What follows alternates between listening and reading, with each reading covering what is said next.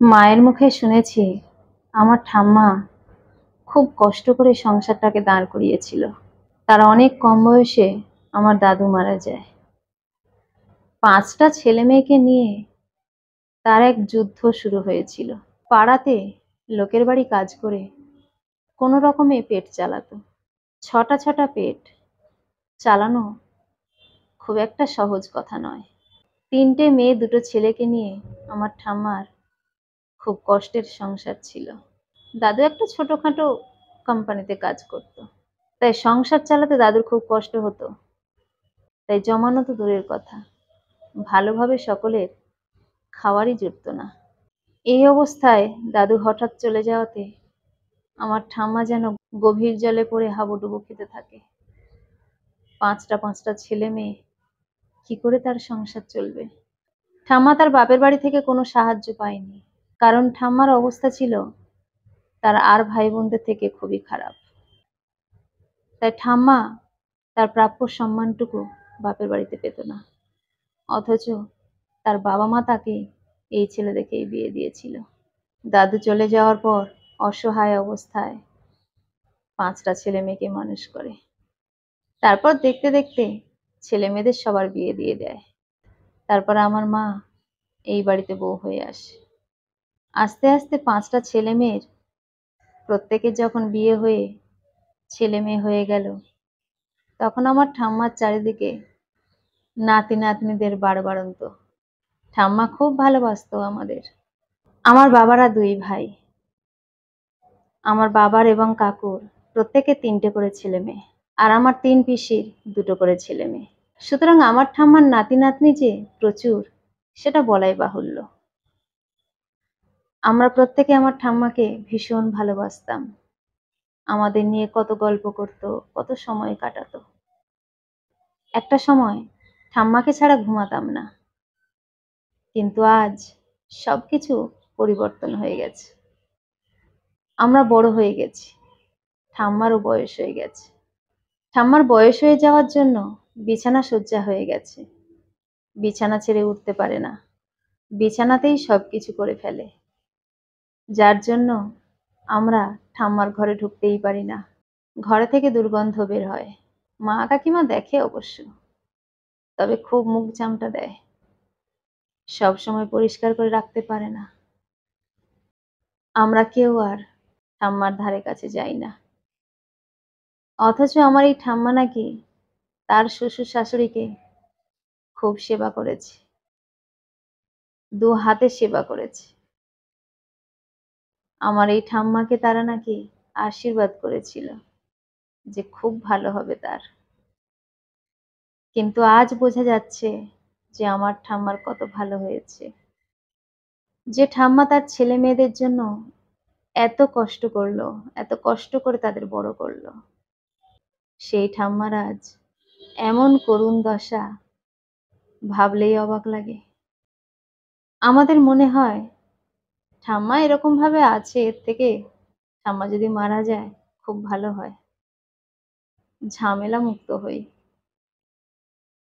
একটা ঘর দখল করে আছে, নোংরা হয়ে আছে, দুর্গন্ধ বের হয়, তার থেকে ঠাম্মার না থাকাই ভালো। একদিন আমার 3 পিসি মাকে দেখতে এলো। এসে যখন দেখলো ঠাম্মার ঘরের মধ্যে ঢোকাই যাচ্ছে না, 3 পিসি তার 2টো ভাইয়ের বউকে খুব কথা শোনালো।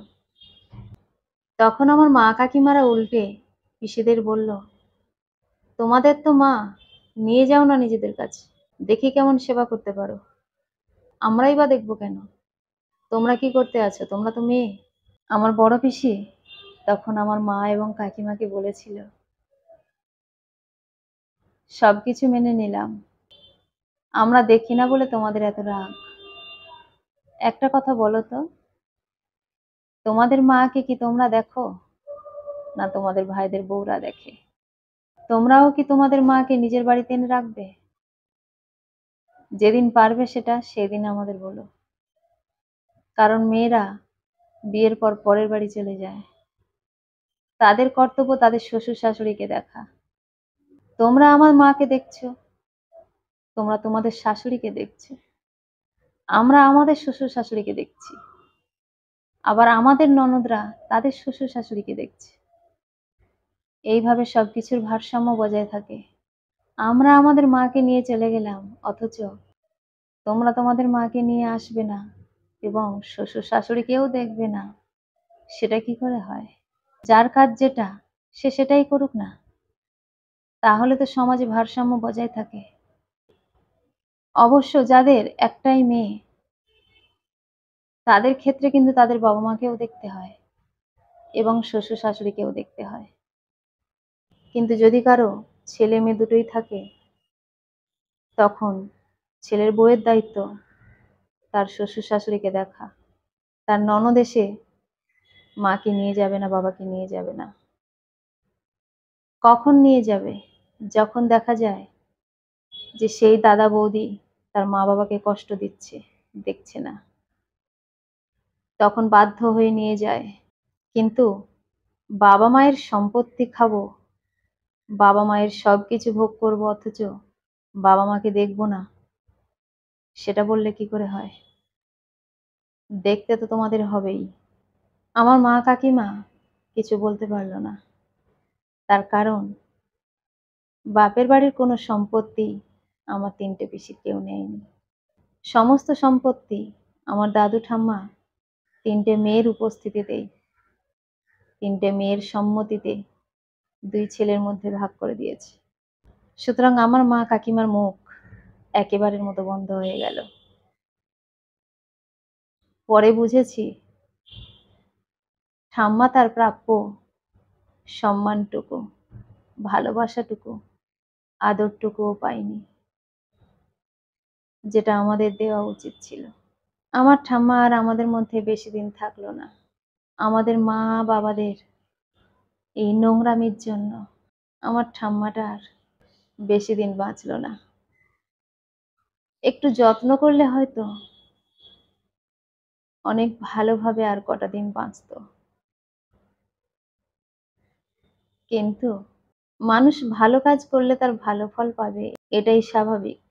কিন্তু আমার ঠাম্মা তার শ্বশুর শাশুড়ির জন্য এত কিছু করার পরেও নিজে কেন তার ছেলে বউয়ের কাছ থেকে সেই ভালোবাসাটুকু পেল না? এই প্রশ্নটা সারাক্ষণ আমার মনের মধ্যে তোলপাড় করে। আর আমাদের নিজেদের ভুল, বলতে গেলে নিজেরও অনেক ভুল ছিল। সেই ভুলটা যখন আস্তে আস্তে বড় হচ্ছি, বুঝতে পারছি যে কত বড় ছিল সেটা। সেই ভুলটা শোধরাবার সময় আমি পেলাম না, সুযোগ আমি পেলাম না। শুধু মনে হয় এখন আর কয়েকটা বছর যদি আমার ঠাম্মাকে পেতাম, ততদিনে নিজের ম্যাচুরিটি চলে আসতো, বুঝতে শিখতাম যে ঠাম্মা দাদুকে সেবা করাটা কত সৌভাগ্যের। ঠাম্মাকে যদি আর একটু সেবা করতে পারতাম, একটু যত্ন করতে পারতাম, তাহলে আমার ঠাম্মাটা একটু শান্তি পেত। শেষ সময়ে আমরা কোনো নাতি নাতনিরা তার কাছে যেতাম না। সে মনের মধ্যে কত কষ্ট নিয়ে চলে গেছে। একটা প্রায়শ্চিত্ত যদি করতে পারতাম নিজের ভুলের, তাহলে জীবনে একটু অন্তত শান্তি পেতাম। কলমে ও কণ্ঠে, সোমা।